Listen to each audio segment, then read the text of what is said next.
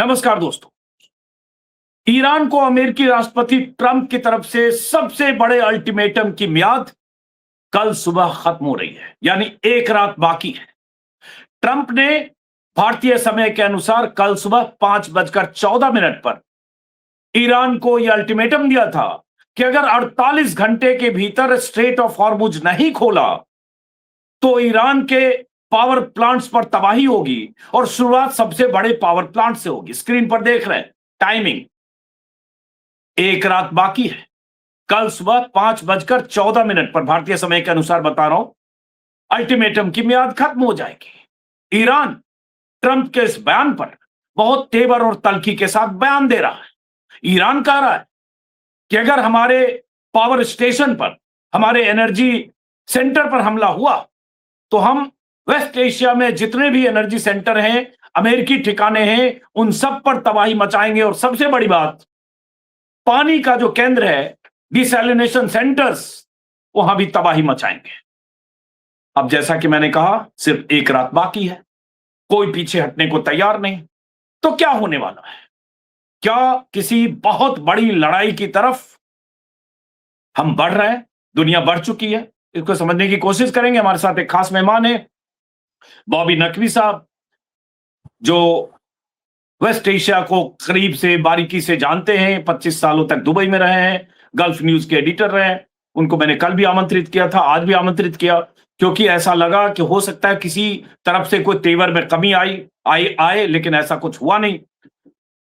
तो बॉबी नकवी साहब का स्वागत है।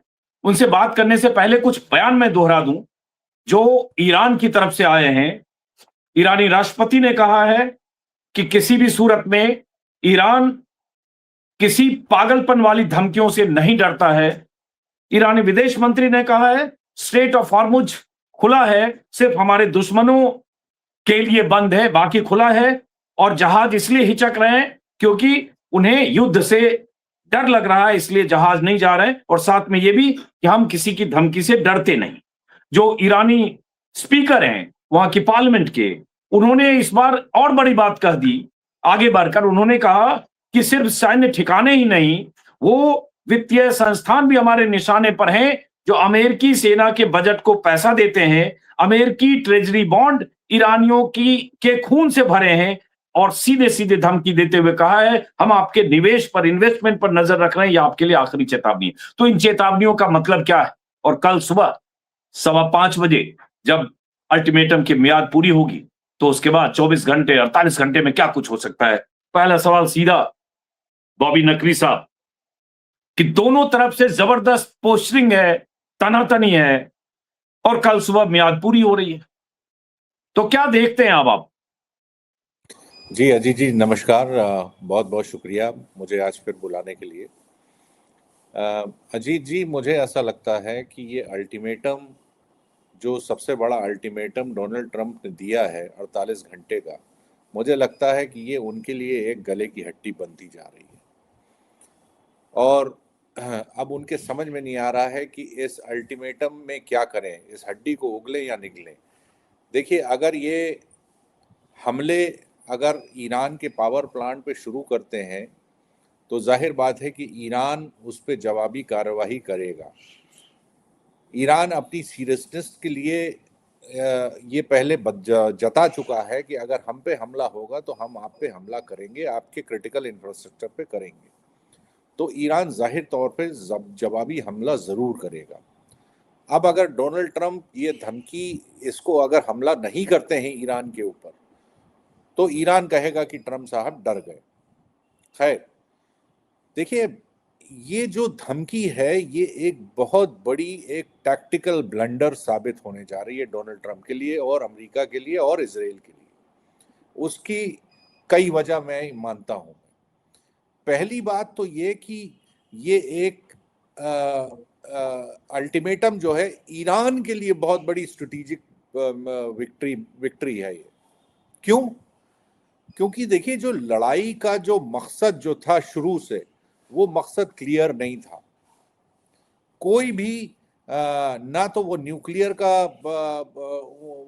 का जो उनका इस्टेब्लिशमेंट है वो था, ना रेजीम चेंज है, रेजिम चेंज कर नहीं पाए, न्यूक्लियर को नुकसान पहुंचा नहीं जाए, तो बचा क्या है? कुल मिला के ये लड़ाई उस नैरो चैनल में सिमट के रह गई है। उस चैनल पे जिसका दबदबा होगा उसी की जीत होगी, और यही ईरान चाहता था। और वो स्ट्रेटेजिक विक्ट्री डोनाल्ड ट्रंप ने अपना ये अल्टीमेटम देके ईरान को ये जीत दिला दी है। देखिए, अभी आपने अब्बास अरक्ची का मैसेज ट्विटर पे जो पोस्ट किया था, एक्स प्लेटफॉर्म पे, वो दिखाया। उसका जो हिंदी जो ट्रांसलेशन आपने लगाया है, शायद वो इतना सटीक ट्रांसलेशन नहीं है।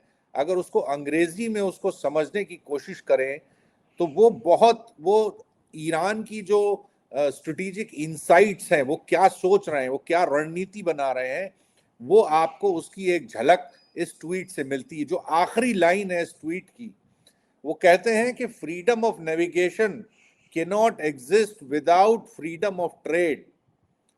मतलब कि स्ट्रेट ऑफ हॉर्मोज में जहाज आने जाने की आजादी तभी मिलेगी जब हमको फ्रीडम ऑफ ट्रेड मिलेगा, जब हमको वही आजादी मिलेगी कि हम खुल के, बिना सैंक्शन से डरे हुए, हम खुल के दुनिया से ट्रेड कर सके।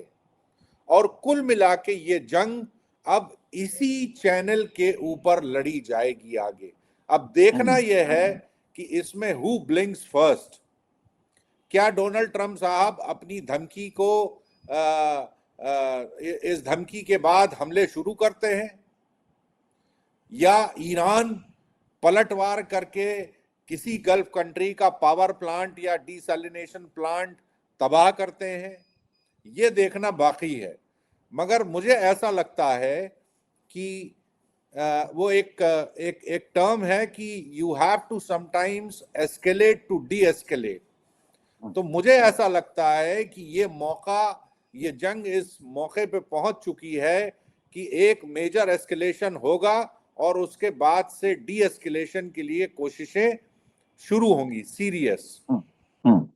एक बात तय है अजीत जी इसमें, कि इसमें जो भी मैकेनिज्म इस्तेमाल किया जाता है डी एस्केलेशन के लिए, एक बात तय है कि ईरान स्ट्रेट ऑफ हॉर्मुज को कंट्रोल करने के लिए कोई ना कोई लीवर अपने हाथ में रखेगा, और यही उसकी सबसे बड़ी जीत होगी।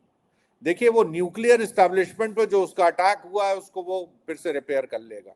जो उनके सिविलियन इंफ्रास्ट्रक्चर पे अटैक हुआ, वो फिर से बना लेगा। ये जंग जब खत्म होगी तो डोनाल्ड ट्रंप साहब एक तरह से एक बहुत बड़ी स्ट्रेटेजिक विक्ट्री ईरान को दे के जाएंगे, मुझे ऐसा लगता है जी। ये बहुत बड़ी बात आप कह रहे हैं। मैं कुछ अमेरिकी अखबारों में बहुत सारे जो रिपोर्टर्स लिख रहे हैं, उसमें बहुत सारी जो जानकारियां आ रही हैं, उसमें लगातार लोग ये भी लिख रहे हैं कि इस वार से स्ट्रेट ऑफ हॉर्मुज बाकियों के लिए तो वहां की रफ्तार धीमी पड़ गई, जहाज नहीं जा रहे, लेकिन ईरान अपने तेल का व्यापार लगातार कर रहा है और ईरान पैसे कमा रहा है, जबकि वेस्ट एशिया के बाकी देशों को दिक्कत और किल्लत होने लगी, जिसमें सऊदी अरब, यूएई प्रमुख है। तो ये तो एक बात हुई। दूसरी बात जो मैंने कल भी बात की थी, जैसे स्क्रीन पर आप देख रहे हैं तेहरान टाइम्स का आज का लीड है, पहला पन्ना, जिसमें ऊपर लिखा हुआ द लॉर्ड ऑफ हॉर्मुज। और ईरान से जितनी भी खबरें आ रही है स्टेट मीडिया के हवाले से, वहां की लीडरशिप के हवाले से, हर खबर में एक तो सही बात आपने कही कि कोई चुंगी टोल नाका और कंट्रोल करने की कोशिश करेगा, लेकिन ईरान, जो मैं कल भी कह रहा था फिर, कि ईरान किसी भी सूरत में ट्रंप के इस अल्टीमेटम के प्रति 1% भी फ्लेक्सिबिलिटी नहीं दिखा रहा है। तो अब गेंद अगर अमेरिका के पाले में है, कहें ईरान के पाले में डाला, बट गेंद अमेरिका के पाले में ही है कि उनको क्या करना है, वर्ल्ड को वो क्या कहेंगे, जिसकी मियाद उन्होंने कल सुबह 5:14 तक तय कर दी है।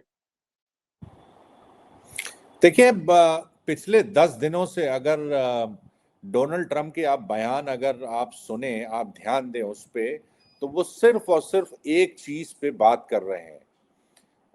जब वो अपने बयान देते हैं कि साहब नेटो कंट्रीज को हमारे साथ आना चाहिए, या वो बयान देते हैं कि ईरान की जो डिफेंस कैपेबिलिटीज है हम उसको ध्वस्त कर दिया है, उसको पूरा डिस्ट्रॉय कर दिया है। वो एक ही चीज के कॉन्टेक्स्ट में बोलते हैं, वो है straight of Hormuz. Straight of Hormuz उनके लिए एक दुखती रग बन चुकी है। हालांकि अभी जो तेल की कीमत है 111 या 112 या 113 ऐसी ऊपर नीचे जा रही है, वो इतनी मेजर अलार्म के लिए, अलार्म नहीं, अलार्मिस्ट सिचुएशन नहीं है। ये अगर 150 तक पहुंचती तो लगता कि भैया अगले 6-7 घंटे में इसको खोलना पड़ेगा, वरना ये अब तेल का जो है व्यापार पूरा ठप हो जाएगा। तो इनके पास थोड़ी सी फ्लेक्सिबिलिटी अभी भी है कि इसको वो कर सकते। लेकिन डोनाल्ड ट्रंप साहब बहुत पैनिक मोड में आ गए हैं। उनको ये समझ में आ गया है कि किसी ना किसी कुछ भी करके ये हमको स्ट्रेट ऑफ हॉर्मुज को खोलना है। और ये कुछ भी क्या है, ये कुछ भी हो सकता है। मतलब यहां से वो जंग को एकदम से एक झटके में खत्म भी कर सकते हैं, या वो अपनी विक्ट्री डिक्लेयर करके जा भी सकते हैं, या कैसे वो विक्ट्री डिक्लेयर करेंगे भाई? उनका ये जो टाइमलाइन उनका दिया हुआ है, और स्ट्रेट ऑफ हॉर्मुज पर अगर ईरान वैसे ही डटा रहा तो फिर विक्ट्री कैसे डिक्लेयर करेंगे? वो विक्ट्री ऐसे डिक्लेयर कर सकते हैं कि किसी तरीके से ईरान को वो तैयार कर दें कि साहब आप स्ट्रेट ऑफ हॉर्मुज पे बातचीत के लिए तैयार हो जाइए। देखिए, बातचीत का मकसद क्या रहेगा? आज अगर जंग रुक गई तो इसका बातचीत का क्या मकसद रहेगा? मकसद यही रहेगा कि देखिए, आप स्ट्रेट हॉर्मुज को हाथ मत लगाइए, वहां से पूरा अपना कंट्रोल हटा लीजिए और वेसल्स को आने जाने दीजिए। यही तो मेन बातचीत का वो रहेगा। अब ईरान चूंकि अपना एस्केलेशन इतना बढ़ा चुका है कि उसकी पोजीशन जो है वो अमेरिका से स्ट्रांग है निगोसिएशन के मामले में। क्योंकि ईरान के कब्जे में स्ट्रेट ऑफ हॉर्मुज है, तो ईरान डिसाइड करेगा माफ कीजिएगा, ईरान डिसाइड करेगा कि वो अपनी टर्म्स को कैसे क्लियरली टेबल पे रखे, और वो बताएगा कि साहब हमको ये चाहिए, अगर आपको स्ट्रेट ऑफ हॉर्मुज खुलवाना है तो हमें ये 1 2 3 ये चीजें चाहिए। तो इस वजह से मैं मानता हूं कि ये ईरान के लिए एक बहुत मेजर स्ट्रेटेजिक विक्ट्री है। जी। एक सवाल है कि क्या आप कल भी वैसे बात की थी, लेकिन ये जब तक कल का दिन बीतेगा नहीं, ये सवाल जिंदा रहेंगे, चूंकि धमकी है ऐसी, कि क्या ऐसा भी हो सकता है कि ईरान चूंकि अपनी बात पर अड़ा है कि हम नहीं झुकेंगे और किसी सूरत में हम इस पागलपन के सामने डटे रहेंगे, तो क्या ये मुमकिन है कि ट्रंप ने जैसा कि कहा अपने अल्टीमेटम में कि कल ईरान के किसी पावर प्लांट को, किसी एनर्जी एस्टेब्लिशमेंट को उड़ा दे या उस पर अटैक करे? देखिए, ईरान के लिए पूरी गल्फ कंट्रीज के किसी भी पावर प्लांट को या डिसैलिनेशन प्लांट को उड़ाना कोई बड़ी बात नहीं होगी। नहीं, मैं इसकी भी एक ट्रंप के लिए कहा। मैंने ट्रंप की धमकी के मद्देनजर कहा कि ट्रंप क्या ऐसा कर सकते हैं, क्योंकि अल्टीमेटम तो पहला उनकी तरफ से है। देखिए, जैसे एस्केलेट चीजें की जाती हैं वही उसका एक प्रोसेस भी होता है डी एस्केलेट जी। करने का। लेकिन एस्केलेशन की एक हद आपको पार करनी पड़ेगी, तभी आप डी एस्केलेट कर सकते हैं। तो ऐसा पॉसिबल है कि वो एक आध कोई छोटा मोटा पावर प्लांट ईरान का उड़ा दे, उसके बदले में ईरान कोई पावर प्लांट उड़ा दे। मैं एक सिचुएशन की बात कर रहा हूं कि कैसे एस्केलेट हो सकता है। उसके बदले में ईरान कोई एक छोटा मोटा पावर प्लांट उड़ा दे और उसके बाद शोर मच जाए कि भाई ये क्रिटिकल इंफ्रास्ट्रक्चर है, इसको हाथ मत लगाइए वरना पूरा रीजन तबाह हो जाएगा। तो उसके बाद फिर डी एस्केलेशन की बात शुरू हो जाए। तो ऐसी पॉसिबिलिटी है कि डोनाल्ड ट्रंप एक सिंबॉलिक स्ट्राइक करके कुछ थोड़ा बहुत डैमेज कर दें, जिससे प्लांट पूरा तबाह ना हो, लेकिन उनकी बात भी हो जाए कि साहब हमने अटैक कर दिया। वही लेकिन ईरान फिर इसका रिटेलिएशन, फिर ईरान इसके रिटेलिएशन में क्या करेगा, उसको कैसे एंटिसिपेट करेंगे? एग्जैक्टली देखिए, ईरान ईरान अगर इसमें फुल ब्लास्ट गया और उसने कोई एक मेजर फैसिलिटी उड़ा दी, तब फिर वापस ये सिचुएशन आ जाएगी कि साहब अब आप डोनाल्ड ट्रंप क्या करेंगे। तो ये एक बहुत ही सेंसिटिव पॉइंट है, ये मेजर इन्फ्लेक्शन पॉइंट पे आके जंग जो है खड़ी हो गई है, और उसके लिए डोनाल्ड ट्रंप खुद जिम्मेदार हैं। अब इस एस्केलेशन के बाद देखिए, ये क्रिटिकल इंफ्रास्ट्रक्चर है, ये बहुत ही, मतलब ये क्रिटिकल इतना है कि इस इंफ्रास्ट्रक्चर के बिना ये पूरे गल्फ की जो पॉपुलेशन है, पूरे उस रीजन की जो पॉपुलेशन करीब करीब 70 मिलियन है, वो सरवाइव नहीं कर सकती, कुछ घंटों से ज्यादा सरवाइव नहीं कर सकती। वो मर्क्यूरी 30s में पहुंचने लगा है, 40s में, अभी गर्मी का सीजन शुरू हो रहा है। पानी की डिमांड भी बहुत होती है, कूलिंग की डिमांड भी बहुत होती है। यानी इस बिजली और पानी के बिना कोई भी इस रीजन की कोई भी कंट्री की पॉपुलेशन कुछ घंटों से ज्यादा सरवाइव नहीं कर सकती। यही एक वजह है। तो इस पे अगर हमला होता है तो उसके बाद फिर एस्केलेशन पायदान पे एक ही चीज बचती है, वो क्या है? वो है ऑल आउट न्यूक्लियर स्ट्राइक। इसके अलावा कुछ और बचता नहीं है। तो मुझे ऐसा लगता है कि दोनों साइड ये कोशिश करेंगे कि इस एस्केलेशन पायदान को, इस लैडर को क्रॉस ना किया जाए, क्योंकि इसके बाद वापस लौटना फिर बहुत मुश्किल हो जाएगा।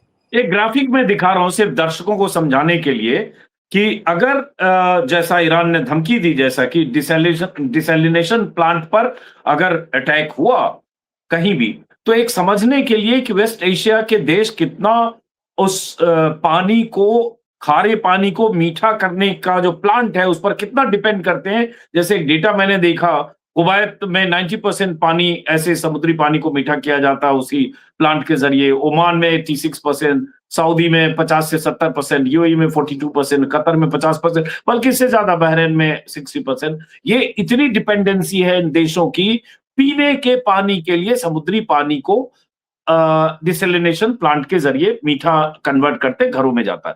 और अगर ईरान ने जो धमकी दी, अगर किसी एक देश पर, कुवैत पर मान लीजिए अटैक कर दे, या उस तरह से उनके प्लांट पर, या सऊदी पर, या यूएई पर, तो भयंकर तबाही होगी। उसी का जिक्र कल भी बॉबी नकवी साहब ने किया।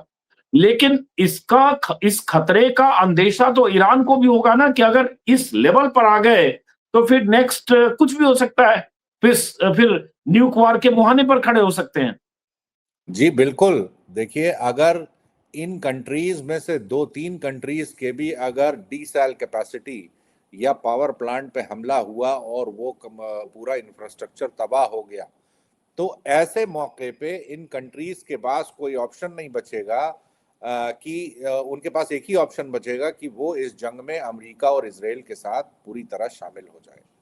और अगर ईरान हमला करता है तो फिर एक खतरा बनेगा कि ईरान के ऊपर अमेरिका और इजराइल न्यूक्लियर अटैक कर दे। इसके बीच में, इसके बाद कुछ बचेगा नहीं। फिर ये रीजन, फिर ये अगर ऐसा होता है तो ये ऐसा मुकाम है अजीत साहब कि इसके बाद फिर वो पॉइंट ऑफ नो रिटर्न वाली बात आ जाती है। इसके बाद कुछ बचता नहीं है, फिर कोई बात नहीं हो सकती। क्योंकि अगर आपने एक पॉपुलेशन को इस मुकाम पे पहुंचा दिया कि वो पूरे रीजन को उसको खाली करना है, वहां से भागना है। देखिए, ये बड़ी डेंसली पॉपुलेटेड सिटीज हैं। अगर इनमें जो है 15 लाख 20 लाख की पॉपुलेशन है, अगर आप एकदम से उनकी पानी की और बिजली की वो खत्म कर देंगे तो फिर वो करेंगे क्या? कहाँ जाएंगे? कहाँ चले जाएंगे? और ऐसी कोई किसी भी कंट्री के पास कैपेसिटी नहीं है कि एक कंट्री का अगर ध्वस्त हुआ है, डैमेज हुआ है, तो दूसरी कंट्री उसको सपोर्ट कर दे कि साहब हमसे पानी ले लीजिए, हम टैंकर भेज दें। देखिए, पानी की सप्लाई 5-6 हजार 10 हजार लोगों के लिए तो टैंकर से की जा सकती है। आप 20 लाख लोगों के लिए पानी की सप्लाई कहां से करेंगे? अरे वो भी करेंगे, कितने दिन के लिए करेंगे? अगर आपके पास स्टोरेज है अंडरग्राउंड, ओवरग्राउंड, 10 दिन, 5 दिन, 7 दिन। और फिर सवाल ये उठता है कि फिर ये पॉपुलेशन का होगा क्या? ये जाएगी कहां से निकल जाएगी? ऐसा कोई साधन अवेलेबल नहीं है जिससे आप क्विकली उस पॉपुलेशन को डिस्प्लेस कर दें कि साहब उसको। तो अब बात आती है नकवी साहब कि ये तो अमेरिका को भी अंदेशा होगा ना, थोड़ा बहुत कैलकुलेशन तो अब ट्रंप ने कर लिया होगा 23 दिन में। पहले भले ना किया, उनको लगा होगा पूरी लीडरशिप को एलिमिनेट कर दो तो 24 घंटे 48 घंटे में खत्म हो जाएगी जंग, या सरेंडर कर देगा ईरान। बट अब जब 23 दिन हो गए तो ट्रंप को भी तो इस बात का एहसास हो गया होगा कि भैया, अगर आप स्ट्रेट ऑफ हॉर्मुज खुलवाने के नाम पर अगर उनके पावर स्टेशन या एनर्जी एस्टेब्लिशमेंट को उड़ाओगे तो भी कुछ भी कर सकते हैं। तो ये अमेरिका के दिमाग में या वहां जो उनकी ट्रंप एडमिनिस्ट्रेशन में लोग हैं, चाहे उनके वार मिनिस्टर हैं पीट हेगसेथ, ये सब भी तो मंथन कर रहे होंगे ना कि नेक्स्ट लेवल अब क्या होगा। जी बिल्कुल, लेकिन ऐसा लगता है कि ये जो अमेरिका के रणनीतिकार हैं, या तो डोनाल्ड ट्रंप उनकी बात सुनते नहीं हैं, और या रणनीतिकार जो हैं, जो अपना इनपुट प्रोवाइड करते हैं डोनाल्ड ट्रंप को और पीट हेगसेथ को, वो रणनीतिकार जो हैं वो इतने दूरंदेश नहीं हैं कि क्या होगा। भाई आप ये देखिए ना कि इस जंग को की जो शुरुआत की थी वो किससे की, उसकी जंग की शुरुआत ही इतने ऊपर से उन्होंने की है कि इस उसके ऊपर जाना तो फिर बहुत खतरनाक हो जाए। आपने क्या किया कि आपने पूरी लीडरशिप को खत्म कर दिया, तो उसके ऊपर आप क्या जाते, कहाँ जाते आप, हैं? तो उसका नतीजा ये है, उस मेजर एस्केलेशन का नतीजा ये है कि अब आप इस इन्फ्लेक्शन पॉइंट पे पहुंच गए हैं कि उस पूरे रीजन का जो क्रिटिकल इंफ्रास्ट्रक्चर है, जिसकी वजह से, जिसके डैमेज होने की वजह से कोई पॉपुलेशन सरवाइव नहीं कर पाती, उसको बहुत बड़ा खतरा पैदा हो गया है। ये अब है। एक सवाल है कि ईरानी स्पीकर की तरफ से, एमबी गालिबाफ की तरफ से जो कहा गया, सब बयान जो आते हैं बहुत ही आक्रामक ही होते हैं, तो अब उनकी तरफ से आया कि हमारे निशाने पर सिर्फ सैन्य ठिकाने ही नहीं, वो वित्तीय संस्थान भी हैं जो अमेरिका को बजट पैसा देते हैं। अमेरिकी ट्रेजरी बॉन्ड ईरानियों के खून से भरे, स्क्रीन पर देख रहे हैं, और हमने आपके इन्वेस्टमेंट पर नजर रखा है, ये आखिरी चेतावनी। इसको क्या समझें? देखिए, ईरान जो धमकी दे रहा था अभी तक, वो ये कह रहा था कि साहब हम अपने पड़ोसियों के ऊपर हमला नहीं कर रहे हैं, हम अमेरिका के जो बेस यहाँ पे पड़ोस में हमारे जो बने हुए हैं उसके ऊपर हमला कर रहे हैं। एक ईरानी ऑफिशियल ने तो यहाँ तक कहा था कि भाई हम तो मिसाइल सैन्य ठिकानों पे मार रहे हैं, लेकिन अगर उस मिसाइल को आप इंटरसेप्ट करेंगे तो उसका जो मलबा गिरेगा वो कहाँ गिरेगा, उसका कोई कंट्रोल नहीं है हमें, तो आप मिसाइल को इंटरसेप्ट मत करिए, आप उन ठिकानों पे जाने दीजिए। दूसरी चीज उन्होंने ये कही कि जहां जहां अमेरिका का जो फाइनेंशियल इंटरेस्ट इन्वॉल्व है, ये जैसे बैंकिंग सेक्टर है या कंपनीज हैं या जैसे अमेजॉन जैसी कंपनी है, उनको हम टारगेट करेंगे। अब ये तीसरा जो एलिमेंट इन्होंने जोड़ा है ये बहुत खतरनाक है। इन्होंने कहा है कि यूएस ट्रेजरी बिल जिस जिस फाइनेंशियल इंस्टीट्यूशन ने खरीदे हैं हम उसको टारगेट करेंगे। तो इसका मतलब तो ये हुआ कि ये सारी कंट्रीज जिन्होंने ट्रेजरी बिल्स खरीदे हुए हैं ये डायरेक्ट टारगेट करेंगे इस पे। इसका मतलब यही हुआ। भाई सऊदी अरेबिया जैसी कंट्री का तो अगर टोटल एक्सपोजर देखा जाए तो करीब करीब 140 बिलियन डॉलर के यूएस ट्रेजरी बिल्स खरीद चुके हैं वो। तो इसका मतलब यह हुआ कि फिर सऊदी अरेबिया अब टारगेट है इन ईरान का पूरा। वहां पे अमेरिका के सैन्य ठिकाने खाली नहीं है, Saudi Arabia as a country, Saudi monarchy, वो टारगेट है। तो ये एक बहुत खतरनाक एस्केलेशन है। अगर ऐसा होता है तो फिर मुझे लगता है कि ये अभी तक जो अटैक, ये जो हमले जो सीमित थे अमेरिकी सैन्य ठिकानों पे या कुछ इंफ्रास्ट्रक्चर पे, अब ये पूरी कंट्रीज पे अटैक होने लगेंगे और फिर ये कंट्रीज भी मजबूर हो जाएंगी कि अब भाई लड़ाई में हमारे पास तो कोई ऑप्शन बचा नहीं है, हमको शामिल होना है। जी। तो एक तरफ मान लीजिए ट्रंप का ये कहना जो कल के पहले के बयान थे, जिसमें वो यहां तक आ गए थे कि वार को अब हम खत्म करना चाह रहे हैं धीरे धीरे, बीच में तरह तरह के बयान देते हुए, फिर उसके बाद कल उन्होंने कहीं कहा कि ईरान को हमने मैप से खत्म कर दिया, जिस पर जवाब ईरानी राष्ट्रपति ने दिया। लेकिन इस बीच नेटो देशों की बेचैनियां भी बढ़ने की खबरें लगातार पिछले 72 घंटों से आने लगी है, जब तेल की कीमतें बढ़ रही है। ये खबर आएगी कि ब्रिटिश सबमरीन रवाना हो गई है अरब सागर की तरफ, और दुनिया के देश जो डिस्टेंस मेंटेन कर रहे थे, सीधे सीधे कह रहे थे कि हम इस लड़ाई में शामिल नहीं है। ये खतरा बढ़ेगा तो चाहे अनचाहे वो भी शामिल हो सकते हैं फिर। देखिए, ईरान, ये डोनाल्ड ट्रंप की जो ये धमकी जो आई थी, वो धमकी से पहले ईरान ने इजराइल के ऊपर डिमोना और अरब पे भयंकर अटैक किया था, उससे बहुत ज्यादा कैजुअलिटीज हुई हैं, कई सौ लोग जो हैं घायल हुए हैं, मरने हाँ, वालों 200 ऑफिशियल आ रहा है, वे भी कई सौ होंगे, सही करें आप। कुछ कुछ जगह नंबर वो 300 का भी आ रहा है, लेकिन मरने वालों की तादाद इन्होंने अभी तक नहीं बताई है। उस हमले के फौरन बाद डोनाल्ड ट्रंप ने ये धमकी दी थी। मुझे ऐसा लगता है, मेरा ये अंदाजा है कि इजराइल कोई मेजर रिटेलिएशन प्लान कर रहा था, जिसको शायद रोकने के लिए डोनाल्ड ट्रंप ने कहा है कि हम 48 घंटे का अल्टीमेटम देते हैं कि अब आप खोल दीजिए, वरना हम आपके पावर प्लांट उड़ा देंगे। तो जाहिर बात है कि इससे नेटो की जो एलाइज हैं वो भी चिंता में है। वहां पे भी परेशानी है कि ये अगर मेजर एस्केलेशन हुआ, नेटो जो ऑफिशियली अभी इस जंग में शामिल नहीं हुआ है, तो अल्टीमेटली फिर नेटो को भी इस जंग में शामिल होना पड़ेगा। फिर चाहे इसके बाद अनचाहे जी, चाहे जाए जी, तो इसके बाद इसका मतलब क्या हुआ? फिर इसका मतलब यही होगा कि Iran versus rest of the world हो जाएगा, माइनस रशिया एंड चाइना, यही हो जाएगा। इस पूरी लड़ाई में भारत की क्या भूमिका होनी चाहिए? भारत की भूमिका को लेकर बहुत सवाल उठे। भारत की तरफ से खामेनेई और उनकी पूरी लीडरशिप की किलिंग के बाद कई दिनों तक कोई बयान नहीं आया टॉप लीडरशिप से। फिर भारत के विदेश सचिव ने जाके 5 दिन बाद वहां कंडोलेंस रजिस्टर पर साइन किया ईरानी एम्बेसी में। अब बीते 72 घंटों में प्रधानमंत्री मोदी ने लीडरशिप से बात की है, ईरानी प्रेसिडेंट से और दुनिया के देशों से, कि इसको किसी ढंग से इस युद्ध को धीरे-धीरे खत्म करें। भारत की भूमिका क्या होनी चाहिए? देखिए, भारत की इस वक्त कोई भूमिका नहीं हो सकती। साफ-साफ बात, कुल मिला के बात ये है। वो इस पोजीशन में नहीं है कि किसी एक्टर को वो इन्फ्लुएंस कर पाए। मोदी जी की एक स्ट्रेटेजिक मिस्टेक थी कि वो तेल अवीव गए थे हमले के 2 दिन पहले। वो एक बहुत बड़ी मिस्टेक थी। उस ट्रिप की कोई वजह नहीं थी, कोई अर्जेंसी नहीं थी और उसका कोई मेजर आउटकम नहीं निकला। बस ये इत्तेफाक समझिए कि उसके 2 दिन बाद हमला हो गया। इसलिए वो ट्रिप को इतना इम्पोर्टेंट माना जा रहा था कि साहब ये गए थे तो कोई ना कोई तो बात थी। बहरहाल, इंडिया आज की पोजीशन में क्या कर सकता है? इंडिया सिर्फ एक काम ये कर सकता है कि इस जंग का जो कॉन्सिक्वेंसेस हैं, इससे जो नुकसान होगा उसको इंडिया के ऊपर उसको मिनिमाइज कर दे।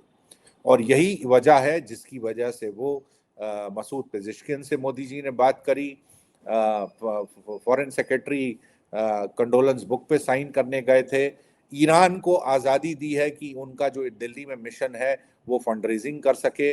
उनके एक रिप्रेजेंटेटिव पूरे नॉर्थ इंडिया में घूम भी रहे हैं फंड रेजिंग के लिए। तो सिर्फ और सिर्फ ये कर सकता है इंडिया कि जो इससे अभी जो नुकसान हो रहा है या आने वाले टाइम में जो नुकसान होगा उसको मिनिमाइज किसी तरह से कर सके।